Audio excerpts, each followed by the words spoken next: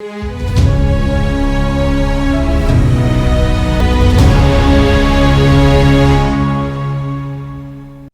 दोस्तों, राजनीति की बातों में आपका स्वागत है। मैं हूं आपका दोस्त धर्मेंद्र कुमारी। पॉलिटिक्स ऑफ चौधरी की सीरीज में दोस्तों आज हम चौधरी देवीलाल की आंधी के बाद जो सरकार बनी थी 1987 में, जो सरकार उन्होंने एक बड़े प्रचंड लहर के साथ बनाई थी, उसका अंत जो था वो बहुत दर्दनाक था और 1991 में वो सरकार खत्म हो गई। चौधरी देवीलाल की लहर का इतना बुरा अंत कैसे हुआ दोस्तों, उसको समझने में ये वाला वीडियो आपकी काफी मदद करेगा। चौधरी देवीलाल का जो न्याय युद्ध था दोस्तों, उसका परिणाम ये हुआ था कि चौधरी देवीलाल जो हैं वो हरियाणा की गद्दी पर दोबारा मुख्यमंत्री पद के रूप में विराजमान हुए और हरियाणा को पानी तो नहीं मिला, लेकिन चौधरी देवीलाल को प्रचंड जीत के साथ हरियाणा का राज जरूर मिल गया था। पहली बार चौधरी देवीलाल 21 जून 1977 को मुख्यमंत्री बने और ये राज चौधरी भजनलाल ने उनसे छीन लिया था और इसके ठीक 10 साल बाद 20 जून 1987 को दोबारा से चौधरी देवीलाल हरियाणा प्रदेश के मुख्यमंत्री बन गए। शपथ ग्रहण जो समारोह था वो दिल्ली के हरियाणा भवन में हुआ और चौधरी देवीलाल जो थे दिल्ली में शपथ लेने वाले हरियाणा के दूसरे मुख्यमंत्री थे, क्योंकि 1968 में चौधरी बंसीलाल जब मुख्यमंत्री बने तो उन्होंने भी दिल्ली में ही शपथ ली थी और उनका जो शपथ ग्रहण समारोह था दिल्ली में हुआ था। 1987 में अभूतपूर्व बहुमत और जन समर्थन हासिल करके चौधरी देवीलाल ने सत्ता में शानदार वापसी कर ली थी। हरियाणा के लोगों को अब ये देखना था कि इस बार चौधरी देवीलाल सरकार कैसे और कब तक चलती है, क्योंकि 1977 से 1989 तक की जो सरकार थी वो लोगों के जहन में जिंदा थी। जनता का एक बड़ा तबका दोस्तों ये मानता था कि चौधरी देवीलाल सत्ता के खिलाड़ी नहीं हैं, वो सड़कों पर संघर्ष करने के लिए बने हैं और काफी हद तक ये बात सच भी थी, क्योंकि चौधरी देवीलाल की सत्ता यात्रा जब शुरू हुई तब 85 विधायकों का काफिला उनके साथ था और 85 विधायकों को संभालना कम से कम चौधरी देवीलाल के बस में नहीं था। दूसरे भाजपा में जो थी वो सरकार में सहयोगी दल थी। हालांकि चौधरी देवीलाल सरकार भाजपा के बहुमत पर निर्भर नहीं थी, लेकिन जनादेश के अपने तगाजे होते हैं। 30 जून को चौधरी देवीलाल ने दिल्ली के बोट क्लब पर विजय दिवस मनाने का फैसला किया और ये फैसला उन्होंने शपथ लेते ही ले लिया था। और बोट क्लब पर जो 30 जून 1987 की रैली हुई दोस्तों, उसने चौधरी देवीलाल की सारी रैलियों के रिकॉर्ड तोड़ दिए थे। दिल्ली ने देखा कि कैसे चौधरी देवीलाल सत्ता में लौट के आए हैं। चुनाव में अपार सफलता और बोट क्लब की भीड़ ने चौधरी देवीलाल के सपने का जो आकार था वो दिल्ली तक बढ़ा दिया था दोस्तों। और अब ये सपना बेबुनियाद भी नहीं था, क्योंकि दिल्ली को तीन ओर से घेरे हरियाणा से निकला ये जनादेश उस समय की राजीव गांधी सरकार को बहुत चिंता में डालने वाला था। अप्रैल 1987 की दो बड़ी घटनाएं हुई, जिसमें रक्षा मंत्री विश्वनाथ प्रताप सिंह का त्यागपत्र हुआ था। बोफोर्स तोप घोटाला तब उछला था और उसने राजीव गांधी जी को बड़े संकट में डाल दिया था। उनकी जो मिस्टर क्लीन की जो छवि थी वो संदेह के घेरे में आ गई थी और ऐसे माहौल में हरियाणा में चौधरी देवीलाल सरीखे राजनेता का सत्ता पर काबिज होना राजीव गांधी सरकार के लिए शुभ संकेत नहीं था, जो बाद में जाकर सच भी साबित हुआ। मुख्यमंत्री बनने के बाद चौधरी देवीलाल ने अपने बड़े बेटे ओम प्रकाश चौटाला जी को लोकदल का प्रदेश अध्यक्ष नियुक्त कर दिया और इतना ही नहीं, उन्होंने 14 अगस्त को ओम प्रकाश चौटाला को राज्यसभा में भी भिजवा दिया। अपने छोटे बेटे पूर्व विधायक प्रताप सिंह जी को उन्होंने कॉन्फेड का चेयरमैन लगा दिया। रोड़ी से विधायक चुने गए अपने तीसरे बेटे चौधरी रणजीत सिंह को उन्होंने कुछ दिन के बाद अपनी सरकार में मंत्री बना लिया और चौधरी देवीलाल ने अपने जो भतीजे हैं डॉक्टर केवी सिंह उनको अपना ओएसडी लगा लिया। दोस्तों, जाहिर था कि देवीलाल जी को अपने परिवार से कोई परहेज नहीं था और एक बार एक पत्रकार ने उनसे पूछ लिया कि चौधरी साहब, आपने अपनी सरकार में तो अपने परिवार को ही लगा रखा है सारी जगह। तो चौधरी देवीलाल ने उनको कहा था, भाई अगर मैं अपना नहीं बनाऊं तो क्या अपने पाकिस्तान से लाऊं। और उनसे जब ये पूछा गया कि सरकार बनने से पहले तब आपका जो छोटा बेटा है वो कांग्रेस के मंचों से आपको गालियां देता था, तो देवीलाल जी ने पलट के उनसे पूछा कि वो ये भी गाली देवा है। उन्होंने कहा कि मैंने प्रताप को चेयरमैन नहीं बनाया है, बल्कि उसका मुंह बंद किया है। आगे चलकर चौधरी देवीलाल ने अपने कई रिश्तेदारों को सत्ता का प्रसाद दिया और हरियाणा में भाई भतीजावाद चौधरी देवीलाल के लिए कम से कम कोई इस बात के मायने नहीं थे उन्होंने मुढ़ाड़ से चौधरी टेकराम जी होते थे उनके रिश्तेदार, उनको हाउसिंग बोर्ड का चेयरमैन लगाया। डॉक्टर राजा राम को एजुकेशन बोर्ड का चेयरमैन लगाया। मोहन सिंह को हरियाणा टूरिज्म बोर्ड का चेयरमैन लगाया। राज्य का जो एडवोकेट जनरल था उसमें आतमजीत नेहरा को उन्होंने नियुक्त किया। और इन तमाम नियुक्तियों पर जब मीडिया ने चौधरी देवीलाल पर घोर परिवार के आरोप लगाए तो उनका जवाब ये होता था कि मेरे राज में बंसीलाल का छोरा तो चेयरमैन ही लगेगा, लागत तो मेरे ही। और चौधरी देवीलाल की इस पारी में जो ओम प्रकाश चौटाला जी हैं और चौधरी रणजीत सिंह जी हैं, उनके बीच में सत्ता का जो संघर्ष था दोस्तों, वो बहुत गंभीर रूप लेने जा रहा था। उसका अनुमान उस घटना से आप लगा सकते हैं, जिसका वर्णन उस समय के जो वरिष्ठ IAS अधिकारी हैं राम वर्मा, उन्होंने अपनी पुस्तक जो थ्री लाल्स है उसमें उन्होंने उसका एक वर्णन किया है। मैं आपको वो पढ़ के सुनाता हूँ। राम वर्मा जी ने अपनी किताब में लिखा है कि देवीलाल जी ने 20 जून 1987 को चंडीगढ़ की बजाय दिल्ली में शपथ ली थी और उसके बाद भी वो चंडीगढ़ नहीं आए बल्कि मोरनी हिल्स रिसोर्ट में पहुंच गए थे। और उन्होंने राम वर्मा जी को हरियाणा बिजली बोर्ड का चेयरमैन लगाया था। और जब राम वर्मा मुख्यमंत्री से भेंट करने मोरनी हिल्स में गए तो वहां पर पहले ओम प्रकाश चौटाला जी बैठे हुए पोर्च में उनको मिल गए। चौटाला साहब ने पहले तो राम वर्मा जी को बधाई दी और फिर कहा कि वर्मा जी, एक काम आपने करना है, आपने अपने मंत्री को जीरो करना है। और चौटाला साहब का जो इशारा था वो मंत्रिमंडल में दूसरे स्थान की हैसियत रखने वाले बिजली व सिंचाई मंत्री चौधरी वीरेंद्र सिंह नारनौंदिया को शक्तिहीन करने से था। राम वर्मा जी ने हंसते हुए कहा कि चौटाला साहब, आपने ही तो उनको पावर मिनिस्टर बनाया है और मैं उनकी पावर कैसे वापस ले सकता हूँ। इस पर चौटाला ने कहा कि केवल आप ही उनको जीरो बना सकते हो। और जब उनके कहे कि चौटाला साहब को लगा कि वो राम वर्मा पालन नहीं करेंगे तो चौटाला साहब ने फिर उनको आदेशात्मक जो लहजा था उसमें कहा कि आपने उसकी कोई बात नहीं माननी। असल में चौधरी वीरेंद्र सिंह नारनौंदिया को जीरो करने की वजह ये थी कि ओम प्रकाश चौटाला जी उनको चौधरी रणजीत सिंह जी के खेमे का मानते थे। चौधरी देवीलाल सरकार में उनके परिवार का जो दखल था दोस्तों वो बहुत ज्यादा था। एक और उदाहरण राम वर्मा जी ने अपनी किताब में लिखा है कि वो जब बिजली बोर्ड के चेयरमैन होते थे तो एक दिन एक महिला का फ़ोन उनके टेलीफोन पर आया, लैंडलाइन फ़ोन तब होते थे, और उस महिला ने कहा कि आप ये फलाने जो अफसर हैं इनको कुंडली में इनको पोस्टिंग दे दो। और जब उन्होंने उनसे उनका परिचय पूछा तो उन्होंने बताया कि वो रणजीत सिंह चौटाला जी की धर्मपत्नी हैं। तो इस पर राम वर्मा जी ने उनसे कहा कि आप पहले अपने जो ससुर हैं देवीलाल जी, उनसे बात कर लें। और अक्टूबर 1988 में चौटाला साहब और रणजीत सिंह जी की तो तनातनी और गुटबाजी थी, उसने इतना गंभीर रूप ले लिया था दोस्तों कि चौधरी देवीलाल को मुख्यमंत्री पद से इस्तीफा देने का एक नाटक करना पड़ा था।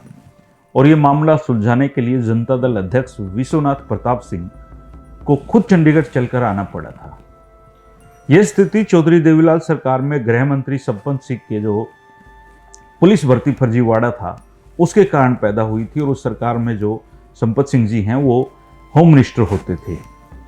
हुआ ये था कि उस दौरान गृह मंत्री चौधरी संपत सिंह पर हरियाणा पुलिस में 3500 जो कांस्टेबल हैं उनको भर्ती में उन पर फर्जीवाड़े का आरोप लगा था। और चौधरी देवीलाल इस बात से खफा थे कि संपत सिंह ने जो सारे जिलों और तहसीलों में जो मेरिट के आधार पर लोगों की भर्ती करने के उनके आदेश थे वो नहीं माने थे। बाद में चौधरी देवीलाल ने यह भी कहा था कि मैंने तो डीजी से यह भी कहा था कि इस भर्ती के सिलसिले में वो संपत सिंह की कोई बात ना माने। और इस सवाल के बाद कैबिनेट से निकाले जाने के डर के चलते चौधरी संपत सिंह ने अपने पद से इस्तीफा दे दिया था ताकि वो देवीलाल को ये जता सकें कि वो उनके प्रति ईमानदार हैं। और विवाद की वजह से चौधरी देवीलाल को जो वैकेंसी थी वो उस समय दोगुनी करनी पड़ी थी। हरियाणा में भाई भतीजावाद कोई नई बात नहीं है, हमेशा से ये चलता आया है। लेकिन बवाल उस समय बड़ा हो गया था जब पता चला कि संपत सिंह जी का जो फर्जीवाड़ा है वो उजागर जिसने किया था वो चौधरी देवीलाल के भतीजे हैं डॉक्टर केवी सिंह, उन्होंने किया था। और डॉक्टर केवी सिंह रणजीत सिंह जी के करीबी थे। इस खुलासे से सबसे ज़्यादा जो नुकसान हुआ वो चौधरी संपत सिंह जी को हुआ क्योंकि वो चौटाला साहब के करीबी थे। लेकिन जब संपत सिंह जी ने इस्तीफा दिया तो चौटाला साहब उन पर गुस्सा हो गए और चौटाला साहब ने 15 अक्टूबर 1988 की रात को करीबन 10 बजे अपने पिता को मुंबई टेलीफोन मिलाया। चौधरी देवीलाल उस समय मुंबई थे और सीधे खुले तौर पर उन्होंने विद्रोह की धमकी दी। और उस समय की मीडिया रिपोर्ट्स माने तो चौटाला साहब ने अपने पिता चौधरी देवीलाल को यह धमकी दी थी कि अगर संपत सिंह की मुश्किलें कम नहीं हुई तो रोजाना एक मंत्री और एक विधायक इस्तीफा देना शुरू कर देगा। चौधरी देवीलाल इससे बहुत आहत हुए। उन्होंने ऑल इंडिया रेडियो के एक संवाददाता बुलाया और ऐलान कर दिया कि अगले दिन मैं सीएम पद से इस्तीफा दे दूंगा।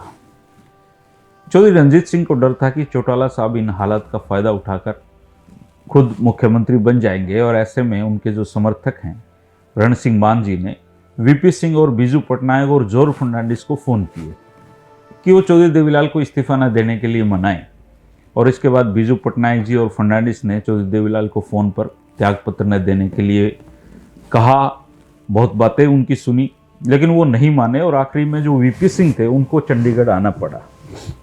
वीपी सिंह जी के दखल के बाद चौधरी देवीलाल ने अपना इरादा बदल लिया और इसके बाद चौधरी देवीलाल ने जो संपत सिंह है उनका इस्तीफा गवर्नर को नहीं भेजा। इस घटना के बाद ओम प्रकाश चौटाला जी और रणजीत सिंह जी खुलकर एक दूसरे के खिलाफ बयानबाजियां करने लगे और चौधरी देवीलाल सरकार की जगहसाई रोजाना की बातचीत उसमें हो गई थी। हालात इतने बिगड़ गए थे दोस्तों कि नवभारत टाइम्स जैसा जो अखबार था उसमें बहुत चलता था, उसने राष्ट्रीय जो समाचार छापा एक 13 मई 1989 को, उसमें अपने संपादकीय में उन्होंने चौधरी देवीलाल परिवार की जो कलह है उसके बारे में लिखा था। और अपना जो संपादकीय है उसमें उन्होंने लिखा कि हरियाणा के विकास मंत्री हुकम सिंह के इस्तीफे की खबरों और उनके खंडन ने चौधरी देवीलाल मंत्रिमंडल में नासूर की तरह पक रहे परिवारवाद का जो मवाद है उसको फिर से बहा दिया है।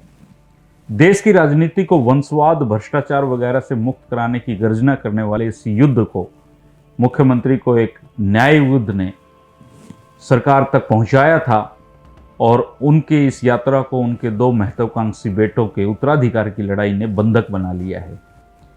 जिस छोटे से प्रदेश को 30 मंत्रियों का बोझ ढोना पड़ रहा हो और जिसकी छोटी सी विधानसभा के 40 विधायकों को अलग अलग बोर्डों, निगमों, प्राधिकरणों की अध्यक्षता का अलंकरण सौंपा गया हो और जहां 2 साल से कम अवधि में 10 बार मंत्रिमंडल में फेरबदल हो चुका हो और फिर भी जहां चौटाला और रणजीत सिंह के दवंद इस्तीफों के मार्फत उभरते रहते हों, उस प्रदेश की राजनीति कहां तक पहुंच गई है और कैसी हो गई है इसका अनुमान आप खुद लगा सकते हैं।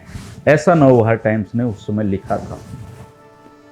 दोस्तों, मार्च के आखिरी सप्ताह में जो उन्होंने फेरबदल किया, उस फेरबदल में चौटाला साहब को शिकायत रह गई कि जो रणजीत सिंह हैं उनके समर्थक विधायकों को ज़्यादा मंत्री बनाया गया है और तबादलों में न केवल उनके समर्थक जो मंत्री हैं उनकी सिफारिशों की अनदेखी होती है, बल्कि रणजीत सिंह समर्थक जो विधायक हैं उनको महत्वपूर्ण पदों पर बिठाया जा रहा है, उनके समर्थकों को महत्वपूर्ण पद दिए जा रहे हैं।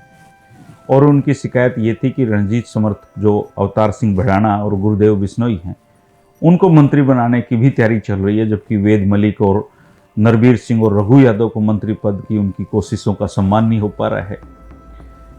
ऐसी तमाम शिकायतों और धमकी का जो आकार दिया है उसको देने के लिए हुकम सिंह जी ने इस्तीफा नहीं दिया और लेकिन जो अपनी सरकारी गाड़ी हैं, वाहन हैं, वो लौटा कर वो चक्की दादरी लौट आए थे ताकि चौटाला साहब का जो गुट है उसकी बात को चौधरी देवीलाल के सामने रखा जा सके।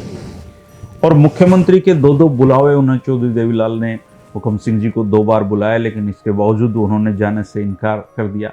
लेकिन जब भी पत्रकार पूछते थे वो सारी खबरों को झूठा बताते थे और कांग्रेस पे आरोप लगाते, कांग्रेस ऐसी बातें फैला रही हैं। और चौधरी हुकम सिंह ने चौधरी देवीलाल को असल में चौटाला साहब का ये संदेश पहुंचाया था कि उनका जो गुट है वो मात खाने को तैयार नहीं है।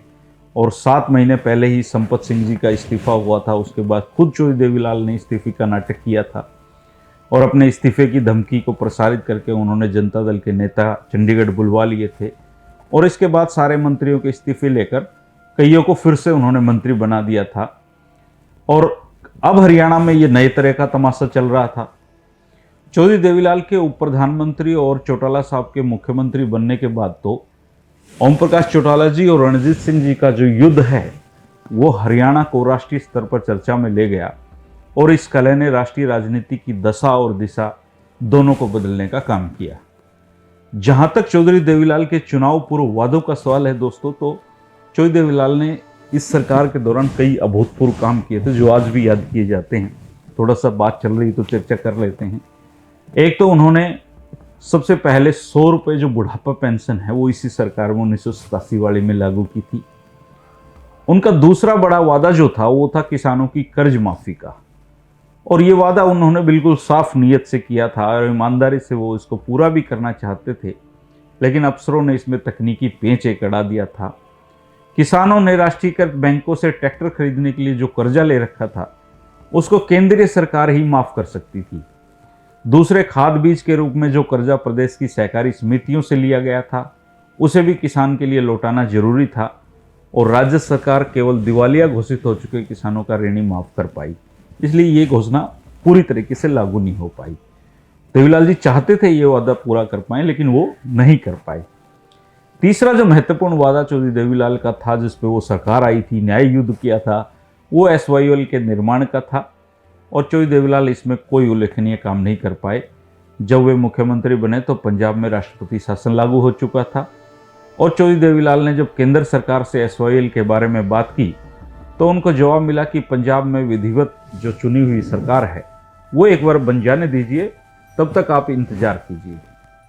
और पंजाब में इसके बाद 11 जून 1987 से 25 फरवरी 1992 तक राष्ट्रीय शासन ही लगा रहा, और 23 जुलाई 1990 को आतंकवादियों ने SYL नहर निर्माण के जो योजना के जो मुख्य अभियंता थे उनकी गोली मारकर हत्या कर दी थी, जिससे जो नहर खुदाई का काम है वो रुक गया, और इसके बाद फिर कभी वो दोबारा शुरू ही नहीं हो पाया, और आज तक ये मामला पेचीदा बना हुआ है, सुलझा ही नहीं है। और इसी बीच 26 जुलाई 1991 को हरियाणा में चौधरी भजनलाल के नेतृत्व में कांग्रेस की सरकार बन गई थी, और देवीलाल जी चाहकर भी नहर खुदाई के काम को आगे नहीं बढ़ा पाए। चौधरी देवीलाल सरकार के जो उल्लेखनीय काम थे, अगर उन पे आप बातचीत करें तो उन्होंने उस दौरान जो बिजली आपूर्ति थी उसमें काफी सुधार प्रदेश में वो लेके आए थे। गांव में पहले से ज्यादा बिजली देना चौधरी देवीलाल ने शुरू किया था। नौकरी के लिए इंटरव्यू पर जाने वाले जो युवाओं थे उनके लिए निःशुल्क बस यात्रा की सुविधा चौधरी देवीलाल की सरकार ने उपलब्ध कराई थी। गांव में से जो छात्र उच्च शिक्षा के लिए शहरों में जाते थे उनको बस किराए में 90% छूट चौधरी देवीलाल ने देने का काम किया था। सड़कों और नहरों के किनारों पर जो वन विभाग के वृक्ष थे उसमें किसानों को आधा हिस्सा देने का काम उन्होंने किया था। कृषि भूमि का मालिकाना हक उन्होंने पूरी तरीके से माफ किया था। गांव-गांव में हरिजन चौपालों का निर्माण उन्होंने करवाया था। मजदूरों को जो काम के बदले अनाज योजना है वो चौधरी देवीलाल ने शुरू की थी। घुमंती कबीलों के बच्चों को स्कूल जाने के लिए उन्होंने प्रतिदिन जो 1 रुपया देने का प्रावधान है वो भी उनकी सरकार ने किया था। तो ये कुछ अच्छे काम उनकी सरकार के हैं जो याद किए जा सकते हैं कि ये जाने भी चाहिए। और 22 जून 1987 से 6 अप्रैल 1991 तक के लगभग 3 साल 9.5 महीने वजूद में रही चौधरी देवीलाल की जो सरकार है, लोकदल की सरकार है, कई लिहाज से अनूठी थी। और इस कालखंड में मुख्यमंत्री पद के 6 शपथ ग्रहण समारोह हुए दोस्तों। एक दफा चौधरी देवीलाल ने, 3 दफा उनके पुत्र ओम प्रकाश चौटाला ने मुख्यमंत्री पद की शपथ ली। एक बार बनारसी दास गुप्ता जी और मास्टर हुकुम सिंह जी ने बतौर मुख्यमंत्री शपथ ली। चौटाला साहब ने 3 किस्तों में मात्र 194 दिन हरियाणा प्रदेश पर राज किया।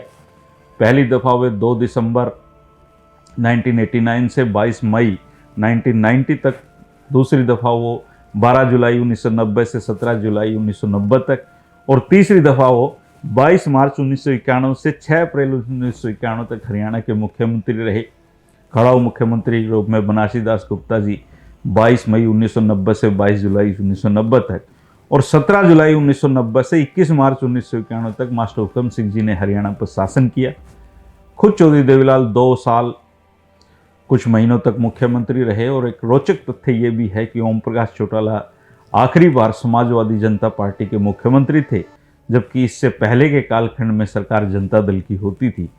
5 साल की बजाय 4.25 साल में सरकार का पतन, 6 मुख्यमंत्री के शपथ ग्रहण समारोह, 6 और 16 दिनों तक का भी मुख्यमंत्री का शासनकाल, 2 खड़ाऊ मुख्यमंत्री और अंत में राष्ट्रीय शासन। ये घटनाएं उस समय दर्शाती हैं दोस्तों कि ये 4.25 साल हरियाणा के इतिहास में उस दौर के सर्वाधिक राजनीतिक उथल पुथल से भरे दौर थे। और इस कालखंड में न केवल हरियाणा सियासी हादसों का केंद्र रहा, बल्कि उसने दिल्ली सरकार की चूल्हे हिला दी थी। चौधरी देवीलाल के प्रयासों से वीपी सिंह के नेतृत्व में जनता दल का गठन, देवीलाल की कथित कुर्बानी के चलते वीपी सिंह जी का प्रधानमंत्री बनना, खुद चौधरी देवीलाल का उप प्रधानमंत्री बनना और कुछ दिनों बाद वीपी सिंह और चौधरी देवीलाल के बीच भी जंग का आगाज होना और 11 महीनों के भीतर वीपी सिंह सरकार का पतन होना, जनता दल का विघटन होना, चंद्रशेखर जी का मुख्यमंत्री बनना और उनकी सरकार में दोबारा से देवीलाल जी का उप प्रधानमंत्री बनना, ये सारी जो घटनाएं हैं उन्होंने चौधरी देवीलाल को राष्ट्रीय राजनीति के केंद्र में तो जरूर रखा ही, और इसी दौरान हरियाणा में महम कांड के चलते जो दुनिया भर के अखबार हैं, मीडिया हैं, उनमें भी हरियाणा छाया रहा। और देवीलाल जी के जो 2 बेटे हैं, ओम प्रकाश चौटाला जी और रणजीत सिंह जी, उनकी विरासत की लड़ाई के जो किस्से हैं दोस्तों, वो मुगलिया दौर के जो राजा महाराजा हैं उनके किस्सों को उन्होंने याद करवा दिया। इस तरह का राज चौधरी देवीलाल का रहा 87 वाला। और इसके बाद दोस्तों आया राज चौधरी भजनलाल का 1991 से 1996 तक का, उस पर भी हम बात करेंगे कल के वीडियो में। पॉलिटिक्स ऑफ चौधर के जितने वीडियो होंगे आपके सामने 3 बजे आते रहेंगे दोस्तों। हरियाणा के बारे में भी कुछ और वीडियो लाने की योजना बना रहा हूँ। शाम को छोटा सा एक वीडियो लाऊंगा जो 8 की बात करके आएगा, उसमें कुछ पुराने ऐतिहासिक किस्से शामिल रहेंगे, आप चाहें तो उनको भी देख सकते हैं। 3 बजे राजनीति की बातों का सिलसिला चलता रहेगा। शुक्रिया दोस्तों, नमस्कार।